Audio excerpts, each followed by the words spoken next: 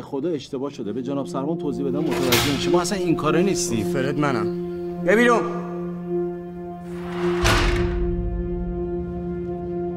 تو رو نمیدونم ولی من مسلمونم. به خدا با همین سرشو میزنم. من میترسم. فقط خودش آتیش میزنه، خونه رو آتیش میزنه، بدبخت میشی.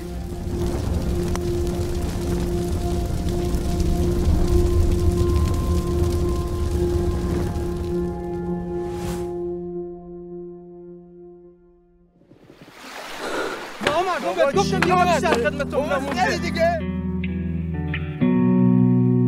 چطوری گرم؟ من برگردم ولم کن. چرا؟ من میگم اگه دنبال کار میگردی میخوای کار کنی دوست داری باشو بیا پیش خودم. عکاس که نیستی ولی من کار یادت میدم. من برای کار نمیدم، برای تو اومدم. تو چه شد معجزه میکرد حالا شدی موجب این درد.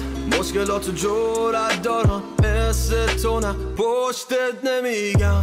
مهم نیست که رد بدی یا نه بگی مثل بچگیامم.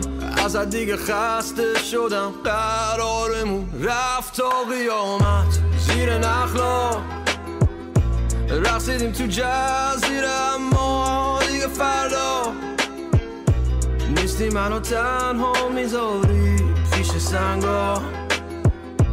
میبینم تو ور دریا، میبینم تو ور دریا.